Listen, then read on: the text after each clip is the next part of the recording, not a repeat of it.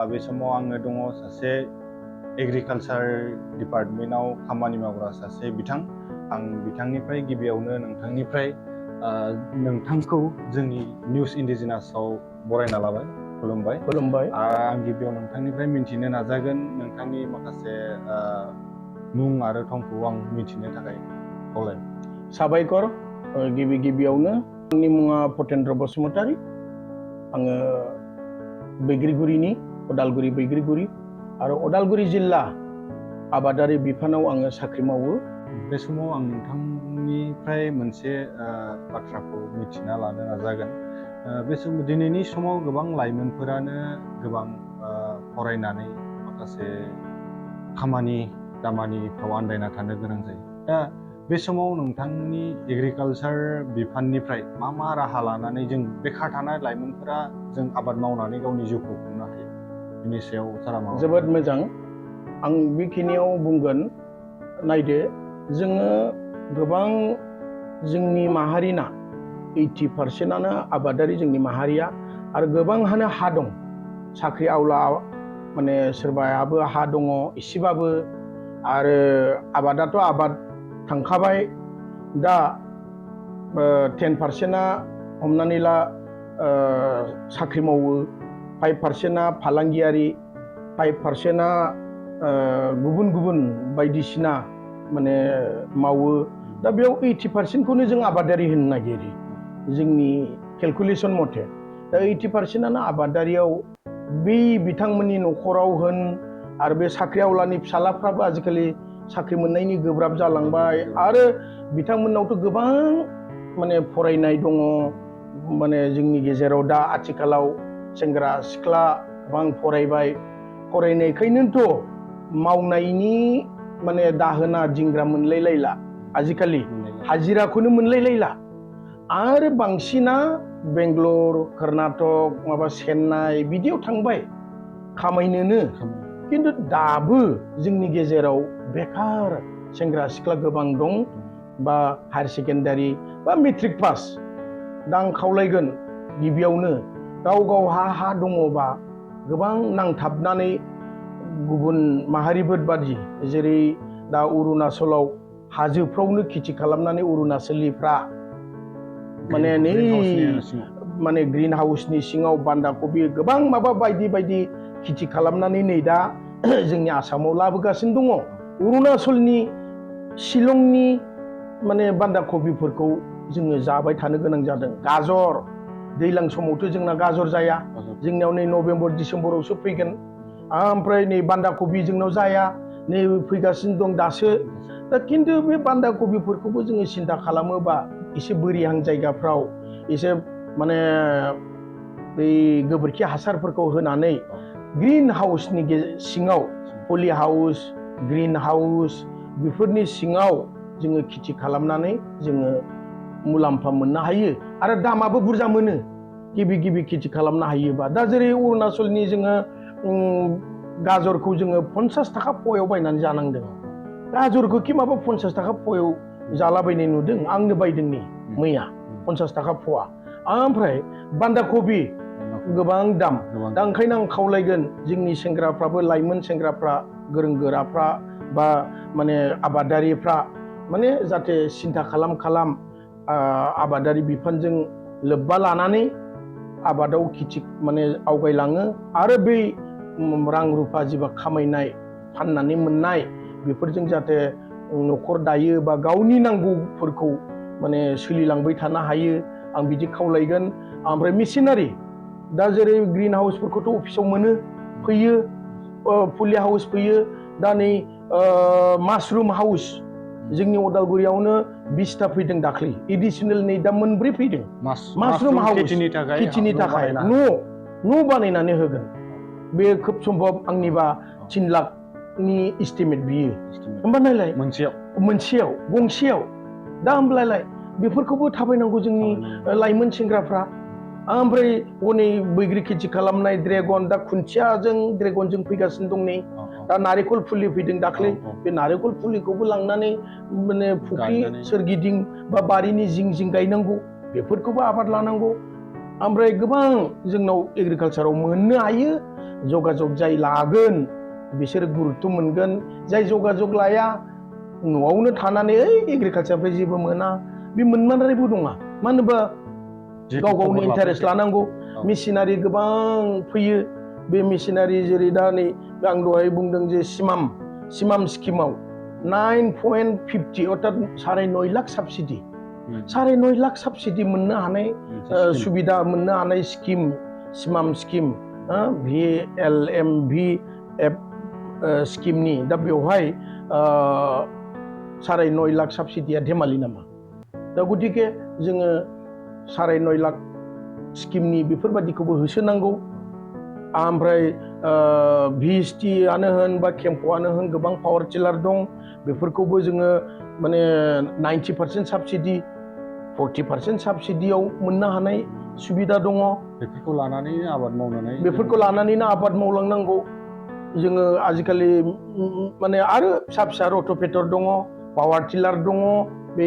power tiller दा बेफोरखौ जोङो मैगं गायनायनि गेजेराव बा बारियाव माने गय बागाननि गेजेराव एवनानै बे रटारि टिलारफोरजों एवनानै जोङो बे खालि हायावबो जोङो हाइजें नों हालदै नों गय बिफांखौ ओरैनो दोनाबासिनो माने जालुक मस्ला आरो फाथै गुलमरिस फाथै बेफोरखौ होनानै डाबल ट्रिपल इनकाम खालामनो हायो खालि जायगायाव जोङो हाइजें हालदै आं दहाय बुंनायफ्रानो गोबां दङ जों नारें फुलिबो गायनो हायो नारें फुलिजों सोरगिदिं गायनानै जोङो बारि माने होनाय माने गावनि बारिखौ सेभ खालामनानै लानाय नारें गायनानैनो जों बिदिबो हायो आसाम लेमन गोबां जोंनि आसामनि बे आसाम लेमना फरेनाव आरो बाहेरायाव साप्लाय जायो जोंनि बादि नारें टेस्टि गैया जोंनि आसामनि बे आसाम लेमन बादि बाहेरनि नारेंआ बिदि टेस्टि नङा आरो जोंनि नारें खमला बियो दुबाइ थाङो मोनसेयावनो 50 थाखा दुबाइ थाइसेयाव नारें खमलाया दा बेफोरखौ जों सिन्था खालामनांगौ गोबां दङ हाइ भेलु क्रप्सनि सिन्था खालामनांगौ मुदुमफुलखौ एसे जायगायावनो एकदम जोङो बे फुख्रिनि सोरगिदिंबो मुदुमफुल गायनो हायो एसे एनै जिंबो गायनो हायो गोबां मुदुमफुला सेरसेयावनो 50 थाखा थाइसेयावनो सेरसे जायो बा थाइसेयावनो जुदि 50 थाखा मोनोबा गाहायनिफ्रायनो थायनानै गोबां मुदुमफुल फाननो हायो दैल'सो लोमलाबायनाङा मुदुमफुलाव एसे बोरिहां जायगाफ्राव गायनांगौ बेखौ जत्न लानांगौ इसे लाबानो मथथे आबादाव गोबां थाखा फैयो आबादजोंनो गुबुनफ्रा माहाजोन जाजोब्बाय माने हाजोनि मानसिफ्राबो माहाजोन जाबाय न'खर दादों दा जोंबो जोंनि हाखौ ओरैनो खोख्लैसोनानै दोनाबासिनो जोंबो आबादाव नांसोमनांगौ जाय बेखारफोर दं आं बिथांमोनखौ खावलायगोन साख्रि होननानै होसोनानै माने न'खरनि थाखा फैसा नस्थ' खालामाजासे आरो गुबुनाव खामानि मावनो थांला बायलायाबासे माने जोंनि बे न'खरावनो जि एसे हा दं बा मालायनि हा गोग्लैसोनानै थानायखौ आदि मावनानै जोङो आवगायलांनो हायो न'खर दानो हायो आं बेयाव खावलायगोन मोनसे खिथाबावखाने बा आङो लाइमोनफोरखौ खावलायगोन जोंनि माहारिनि लाइमोन लेखा गोरों आइजोआनो होन हौवासाफोरखौनो होन एफपिअ दानो हायो एफपिअ फार्मार्स प्रडिउसार अर्गेनाइजेशन एफपिसि अर्थात फार्मार्स प्रडिउसार कम्पानि लिमिटेड बेखौ माने आबादारि बिफानजों जगाजग खालामनानै गुवाहाटीयाव रेजिस्टार जायो दा एफपिअखौ गुरुत्व होदों सेन्ट्रेल गभर्नमेन्टआ 10,000टा मोनफ्रोमबो डिस्ट्रिक्टआव एकदम जोंनि आसामाव दा 10,000 एफपिअ नांगौ होननानै नरेन्द्र मोदी बा सेन्ट्रेल गभर्नमेन्टआ एग्रिकालचार बिफाना दायित्व होदों गोबां दा रेजिस्टार खालामलायगासिनो दं ओमफ्राय एफपिअआव सुबिदा मोननो हायो जेरै एफपिअ दाख्लै माइ हाग्रा कम्बाइन हार्भेस्टार माइ हागोन माइखौ ट्रेक्टराव साव नुहुरगोन बा दुब्लियावनो त्रिपाल बोनानै दुब्लियावनो साव लखबगोन माने 10 बिगाया 1 घन्टायावनो हाखांजोबो 10 बिगा हाखौ हनै 50 बिगाखौ सानसेयाव हाखांजोबो दा बेफोरबायदि कम्बाइन हार्भेस्टार बेखौ एफपिअफोरनो 95% साबसिडियाव होदों आसाम गभर्नमेन्टआबो अर्थात सेन्ट्रेल गभर्नमेन्टनि बिथोन बायदि आसाम गभर्नमेन्टआ ओमफ्राय जोंहा उदालगुरि जिल्लायाव मोनब्रै एफपिअआ कम्बाइन हार्भेस्टार मोननो हादों 95% साबसिडि अर्थात 2 लाखजोंनो 25 लाखनि कम्बाइन हार्भेस्टारखौ 2 लाखजोंनो मोननो हादों दा बेबादिनो माने WPT आवबो मोननो हायो माने जोंनि आङो बुंबाय खावलायदों दा दिनै जे जोंनि गोग्लैसोनानै थानाय आन्दायनानै थानाय सेंग्रा सिख्लाखौ आं खावलायगोन जे जोंनि एग्रिकालचाराव नाजा इन्जिनियारिं डिपार्टमेन्टआव नाजा बेयाव मोननो हायाबा एगेन IDDP WPT बेयावबो मोननो हायो गोबां साबसिडि IDDP ना अर्थात WPT ना 90% साबसिडि दा बेफोरावबो मेसिनारि मोननो हायो दा ओंखायनो आं बेहायबो हान्थिनो बा थाबायनानै लानो खावलायगोन आरो जोङो हाइ भेलु क्रप्सफोरखौ मोननो हानाय जों सिन्था खालामनांगोन दाना जोङो खेथिल' नंला ड्रेगन खालामबाय बेसर खालामबाय जेनेबा बेसरा गुवार बेसरखौ जोङो नाजाबाय खेथि खालामनो बेसर दा बे बेसराव जोङो दाना हमनानै ला बेरे अर्थात दा उदालगुरिया नर्थ इस्टआवनो नामजादा माने बि किपिंआव हानिबियाव ना माने नर्थ इस्टआवनो नामजादा जादों 36 माने हाजार होननांगोन दाख्लै हिसाब होदों जोंहा बि किपिंनि अर्थात बेरेनि खेथि खालामग्रा दङ मोननैसो NGO जोंहा दशरथ बसुमतारी होननाय बिथांमोननि दैदेननायाव ओरैबायदि जोंनि उदालगुरिनिफ्राय दा बेरेमोदै थाङो हाजार कुइन्टल थाङो बेरेमोदैया दा बे बेरेमोदैया बेसरनि समाव बेसरनि ड्रेगननि समाव ड्रेगननि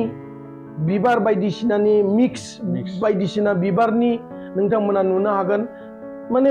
100 ग्रामावनो 300 थाखा 200 थाखा दा होमबा नायदो बेसेबां जे बेरेमोदै दाख्लै उदालगुरियाव जोंहा दा नै DO मानगोनां दीपक मेधि बे DOखौ जोङो मान होनांगोन बे DOनियाव गोबां माने सिन्था सरसा दं जोंनि उदालगुरि जिल्लानि बे बेखार सेंग्राफोरखौ बोरैजाय आवगायनो लांनो हागोन आबादारिफोरखौ बोरै आवगायनानै लांनो हागोन बिथांखौ डाइरेक्टर अफिसनिफ्रायनो साइन्टिस्ट होनो नागिरो मासरुमाव गोबां साक्सेस बिथाङा लेब नगावआव लेब दं आरो हरिसिंगायाव लेब मोनसे माने बे मासरुम बिधान सिट बानायनो हानाय हरिसिंगायाव बानायनानै होबाय दा हरिसिंगानिफ्राय जोंनि बे मिडिल आसामावनो माने साप्लाय जायो नगावनिफ्राय नर्थ इस्टआव साप्लाय जायो बेबायदि लेब दा मासरुम गोबां जातनि मासरुम खेथि दङ बे मासरुमखौ आं खालामनो खावलायगोन ओमफ्राय बे बेरेमोदै बायदिसिना बेरेमोदैयाव गोबां इनकाम जायो होननानै आं मिथिबाय आरो बे बेरेमोदै खालामनाय माने मा नोंथाङा बेरेमोदैजों इनकाम लानो हाबाय आरो बिथिं खेथियाबो बारायबाय पलिउसन माने मोनसे माबा जाबाय बे बेरेनि सोबनाय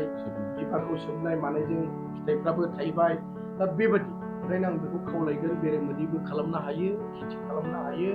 आरो बास आं बे सेंग्राफोरखौ ओरैनो हायाबासिनो आबादारि बिफानजों जगाजग खालामनानै आं बारे बुंदों जगाजग लानानै